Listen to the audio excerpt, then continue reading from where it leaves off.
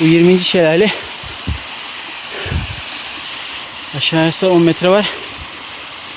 Şu kenarda ip koymuşlar.